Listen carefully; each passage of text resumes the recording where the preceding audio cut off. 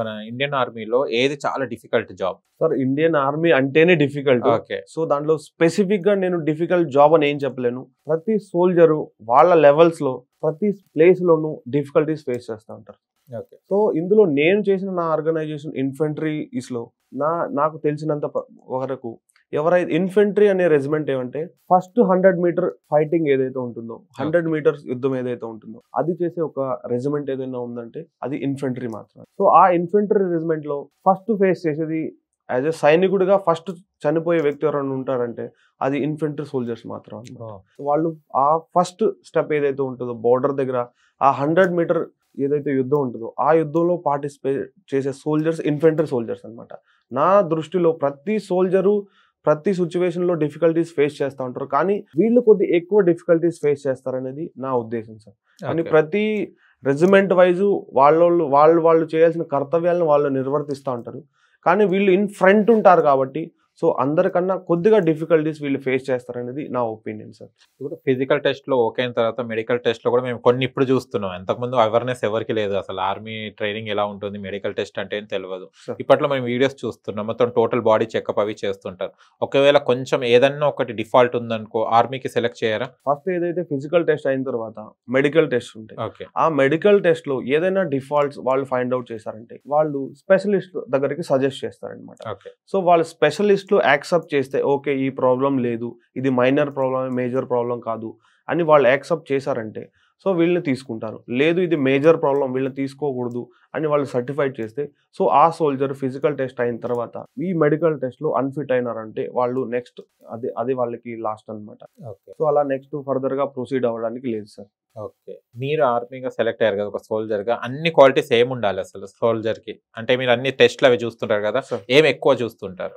Soldier కి కావాల్సింది first test conduct చేసేది physical test. Okay. So physical test లో మనం పాస్ అవ్వగలగాలి. ఈ ఫిజికల్ టెస్ట్ లో పాస్ అవ్వగలగాలి అంటే సో నువ్వు ఫస్ట్ ప్రాక్టీస్ స్టార్ట్ చేయాలి. సో నేను ఈ రోజే వచ్చేస్తాను, పరిగెట్టేస్తాను, చేసేస్తాను అంటే ఎవరికి సాధ్యం కాదు. So before 1 or 2 months back నువ్వు ప్రాక్టీస్ చేసుకుని ఫిజికల్ గా నువ్వు క్వాలిఫై అవ్వాలి. దానికన్నా ముందు ఫిజికల్ లో నువ్వు ప్రాక్టీస్ చేసే ముందు నీ హైట్ ఉందా లేదా అది చెక్ చేసుకోవాలి. సోల్జర్ గా రావాలంటే ఫస్ట్ హైట్ చెక్ చేసుకోవాలి, నెక్స్ట్ ఫిజికల్ టెస్ట్ కోసం ప్రాక్టీస్ చేయాలి, మెడికల్ గా నీకేమైనా డిఫెక్ట్స్ ఉన్నాయని నువ్వే ఫైండ్ అవుట్ చేసుకోవాలి. ఫస్ట్ అంత దూరం వచ్చి అక్కడ మెడికల్ టెస్ట్ లో అన్ఫిట్ అవడం కన్నా ముందే మనల్ని మనం చెక్ చేసుకోవడం బెటర్. సో అలా చెక్ చేసుకుని ఎస్ అన్ని రకాలుగా నేను ఫైండ్ అవుట్ గా ఉన్నాను, నేను పర్ఫెక్ట్ గా ఉన్నాను అని సోల్జర్ కనిపిస్తే ఫస్ట్ మన ఫిజికల్ టెస్ట్ కంప్లీట్ చేసుకుని మెడికల్ టెస్ట్ కి వచ్చి మెడికల్ టెస్ట్ లో ఫిట్ అయిన తర్వాత సో దెన్ ఆ తర్వాత మనకి రిటర్న్ ఎగ్జామ్ ఉంటుంది. రిటర్న్ ఎగ్జామ్ లో క్వాలిఫై అయితే మనం ఫైనల్ గా మనం సైన్యంలో చేరొచ్చు అనమాట. సో అలా ప్రతి ఎవరైతే సోల్జర్ గా నేను రావాలనుకుంటున్నాను అనే ప్రతి వ్యక్తి వాళ్ళని మొదట చెక్ చేసుకోవాలా. వాళ్ళలో ఉండే లోపాలేంటి వాళ్ళు ముందుగా కనుక్కొని వాటిని రెక్టిఫై చేసుకొని వాళ్ళు వచ్చినట్టయితే 99% మనం వెనక్కి వెళ్లకుండా 1 షాట్లో మనం ఏదైతే మనం సైన్యంలో చేరాలనే గోల్ పెట్టుకుంటారో ఆ గోల్ని సక్సెస్ఫుల్గా వాళ్ళు రీచ్ అవ్వచ్చు. మీ బ్యాచ్ లో ఎవరైనా అట్లా రిజెక్ట్ అయిన వాళ్ళు ఉన్నారా? సో నా బ్యాచ్ లో చెప్పాలంటే అది ఒక బాధాకరమైన సంఘటన. ఎందుకు? నా బ్యాచ్ లో అంటే నా ఫ్రెండ్, నా క్లోజ్ ఫ్రెండ్ అనమాట. వాడు అంత క్లోజ్ ఫ్రెండ్ నాకు ఎవరు లేరు. సో మేమిద్దరం ఒకేసారి సెలెక్ట్ అయినాం అనమాట. ఫిజికల్ టెస్ట్ లో ఒకేసారి సెలెక్ట్ అయినాం, ఒకే బ్యాచ్ లో ఒకేసారి 1 or 2 అనమాట. వాడు తను ఫస్ట్ వచ్చాడు, నేను సెకండ్ వచ్చాను. సో అలా సెలెక్ట్ అయ్యాము. మా నంబర్స్ కూడా నాది ఫస్ట్ ఉండే, తనది సెకండ్ ఉండే. సో అలా మేము మెడికల్ టెస్ట్ కోసం వెళ్ళి కూర్చున్నాం. మెడికల్ టెస్ట్ లో నేను పాస్ అయ్యాను, తను ఫెయిల్ అయ్యింది. సో ఈ రోజుకి కూడా తను ఎంత ఫీల్ అవుతాడంటే ఆ రోజు నేను సెలెక్ట్ అయితే ఈ రోజు ఓ మంచి పొజిషన్ లో ఉండేవాడిని అనేసి తను సెలెక్ట్ అవ్వలేదు. సో ఈ రోజు కూడా చాలా బాధపడతాడు అనమాట.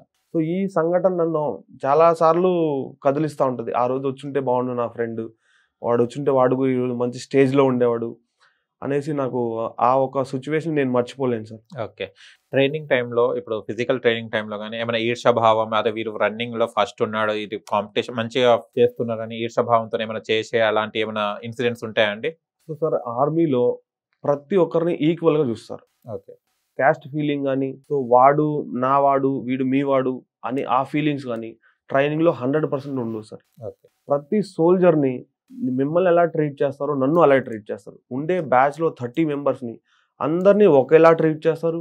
ఒకే రకమైన ఫుడ్ ఉంటుంది, ఒకే రకమైన ఎన్విరాన్మెంట్ ఉంటుంది, ఒకే రకమైన టైం ఉంటుంది. అందరికీ పర్ఫెక్ట్గా నువ్వు ఏం చేయగలుగుతావు, ఏం చేయలేవు, నిన్ను ఎలా ట్రీట్ చేయాలి, అందరినీ ఈక్వల్గానే చూస్తారు. కానీ నిన్ను స్పెషల్ కేర్ తీసుకోరు, నీకు స్పెషల్గా ఏమి ఉండవు. సో నీ ఎబిలిటీస్ని ఏవైతే నువ్వు చేయగలుగుతావు అవన్నీ అందరూ ఎలా చేస్తారో అలాగే చేయాల్సి ఉంటుంది. వేరే ఆప్షన్ ఏం లేదు. స్పెషల్గా ట్రీట్ చేస్తాను, స్పెషల్గా చూస్తాను, ఈర్ష్యా భావాలు ఇవేది లేని ఒక ఆర్గనైజేషన్ ఏదైనా ఉందంటే అది ఆర్మీని 100% చెప్పగలను. నా ఎక్స్పీరియన్స్ అలాంటివి అనమాట. అందరూ అవసరమైతే అందరూ కలిసి ఒకే ప్లేట్లో తింటాం. కొన్ని అవసరమైన సిచ్యువేషన్లో ఒకే చోట పడుకోవాల్సి వస్తుంది. కిందైనా ఎక్కడైనా కలిసే పడుకుంటాం, కలిసే తింటాం. సో ఒక అన్నదమ్ములు ఎలా కలిసి ఉంటారో అలా కలిసి ఉండే ఆర్గనైజేషన్ ఏదైనా ఉందంటే, ద బెస్ట్ ఆర్గనైజేషన్ ఏదైనా ఉందంటే నాకు ఆర్మీ అని అనిపిస్తుంది సార్. నేను అలాంటి ఎన్కరేజ్ చేశాను. నా పక్కనున్న వ్యక్తే నాకు అన్ని. నా తల్లిదండ్రి, గురువు, దైవం ఆయనే. నా లాస్ట్ బ్రెత్ లో ఎవరైతే ఉంటారో వాళ్ళే అన్ని. సో అలానే ప్రతి సోల్జర్ ఆలోచిస్తాడు. నాకు వాడు వీడు అలా ఇలా ఇలాంటి భావాలు 99% ఉండవు. మీ టైమింగ్స్ ఎలా ఉంటాయండి? మీ ఫుడ్ హ్యాబిట్స్ ఎలా చేంజ్ చేస్తారు? అంటే మనం రకరకాలుగా బయట తింటుంటాం కదా, మీరు ఆర్మీ ట్రైనింగ్లో జాయిన్ అయినప్పుడు మీ టైమింగ్స్ కానివ్వండి, ఫుడ్ హ్యాబిట్స్ ఎలా ఉంటాయి? సార్ మార్నింగ్ లేచినప్పటి నుంచి నైట్ పడుకునేంత వరకు మాకు షెడ్యూల్ ఉంటుంది సార్. బిజీ షెడ్యూల్ అనమాట. సో ఎర్లీ మార్నింగ్ 4:30, 4 o'clock లేస్తాం. లేచిన తర్వాత అన్ని కాలకృత్యాలు తీర్చుకొని పీటీకి వెళ్ళిపోతాం అనమాట. పీటీ కంప్లీట్ అయ్యే కొద్దికి 7 o'clock అవుతుంది, 7:30 అవుతుంది. దెన్ రావడం, స్నానాలు చేయడం, బ్రేక్ఫాస్ట్ చేసుకోవడం. సో మేము బ్రేక్ఫాస్ట్ చేసుకొని రెడీ అయ్యే లోపల మాకు డ్యూటీలు అలర్ట్ చేసేసి ఉంటారు, డేట్ డ్యూటీస్ ఎక్కడైనా. సో అలా డ్యూటీస్ వెళ్ళిపోతాం అనమాట. నెక్స్ట్ డ్యూటీస్ నుంచి వచ్చినామంటే ఈవినింగ్ గేమ్స్ ఉంటాయి. సో గేమ్స్కి వెళ్ళాల్సి ఉంటుంది. గేమ్స్ రైడ్కి వెళ్ళిపోతాం. గేమ్స్ కంప్లీట్ అయిందంటే ఈవినింగ్ రోల్ కాల్స్ ఉంటాయి. రోల్ కాల్స్ కంప్లీట్ అయిందంటే నైట్ డ్యూటీస్ అలా ఎక్కడ ఉంటాయని చెప్పి అలర్ట్ చేసేసి ఉంటారు అనమాట. అలా బిజీ షెడ్యూల్లో మాకు వేరే ఆలోచనలు, వేరే థాట్స్ మాకే అవేం అవసరం లేకుండా మా షెడ్యూల్స్ మాకు ఉంటాయి. ఆ షెడ్యూల్స్ ప్రకారం మేము మా డే డిజైన్ అయిపోతుంది. ఆ డే అలాగే కంటిన్యూ చేస్తూ ఉంటాం. అది మా డైలీ రొటీన్ అనమాట.